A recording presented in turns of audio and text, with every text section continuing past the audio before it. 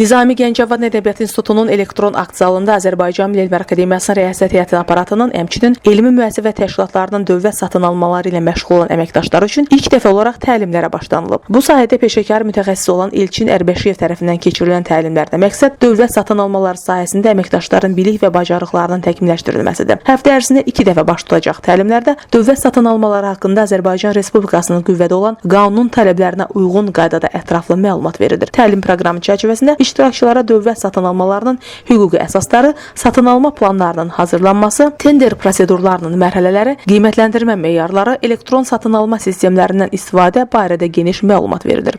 İnteraktiv formata keçirilən təlimlərdə iştirakçılara real praktik nümunələr göstərilir və müzakirələr aparılır. Təlim müddəti 1 ay davam edəcək və yekunda iştirakçılar öyrəndikləri nəzəri biliklər əsasında imtahan verəcəklər. İmtahanda təqdim olunacaq suallar üzrə 60%-dən yuxarı nəticə göstərənlərə iştirak etdiyi təlimə dair tamamlama sertifikatı, 75%-dən yuxarı nəticə göstərənlərə isə fərqlənmə ilə tamamlama sertifikatı təqdim olunacaq. Dövlət satın alma haqqında biləcəyik. 2004-cü ilin yanvar ayından tətbiqinə başlanmışdır. Təbii ki, yeni qanunvericinin tətbiqi hər zaman yeni suallar və yeni yanaşmalar tələb edir. Bu baxımdan bu sahənin mütəxəssisləri təbii ki, yeni qanunvericinin tətbiqi zamanı bəzi suallarla, məqamlarla rastlaşırlar. Buna görə bu sahədə fəaliyyət göstərən əməkdaşlara təlimlərə cəlb olunması əslində lazım, vacib bir haldır. Bu baxımdan da biz bugün Azərbaycan Milli Elmlər Akademiyasında akademiyanın nəzdində fəaliyyət göstərən təşkilatlara, institutların mütəxəssislərinə təlim keçirik. Əslində çox vacib bir məqamdır. Çünki hal-hazırda bu sahə üzrə fəaliyyət göstərən peşəkar mütəxəssislərin yetişdirilməsinə ehtiyac var. Bu baxımdan da AMEA-nın atdığı o addının təşəbbüs çox təqdirə layiqdir.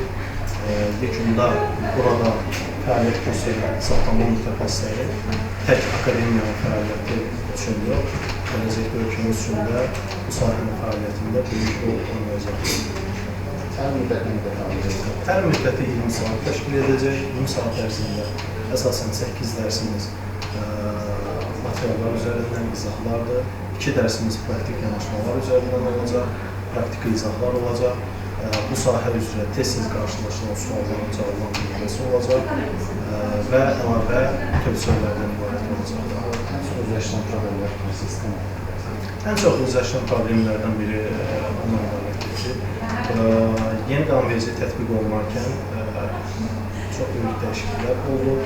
Burada xüsusi tələblər üzrə təqdim olunmalı sənədlər vardır ki, hal-hazırda düzdür, bir neçə müddət keçdikdən sonra təhsilatçılar buna öyrəşirlər, artıq onlar da qanunvericiliklə bağlı olmaq.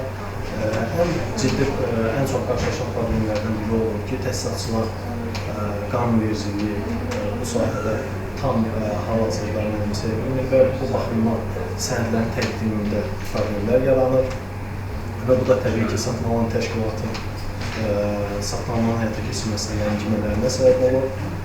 Bu baxımdan da elə təhsilatçıların nümayəndələrinin satın alma ilə bağlı təlimlərə qoşulması əslində çox yaxşı olardı. Çünki bu halda satın alan təşkilatının da fəaliyyətinə təsir edir.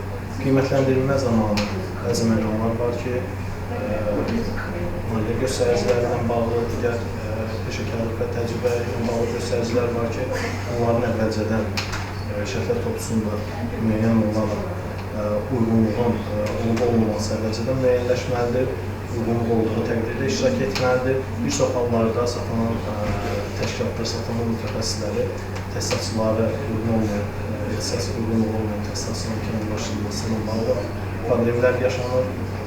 Bunun da təbii ki, hansı formada qiymətləndirilməlidir, tövsiyələr nədir, qanunvericilik tələbləri nədir, biz bunu bu təlimdə izah edəcəyik və düşünürəm ki, burada fəaliyyət göstərən mütəxəssislər üçün gələcək üçün çox önəmli olacaqdır. Lidiya Namiq qızı, Fərid Həşimov, Elm TV.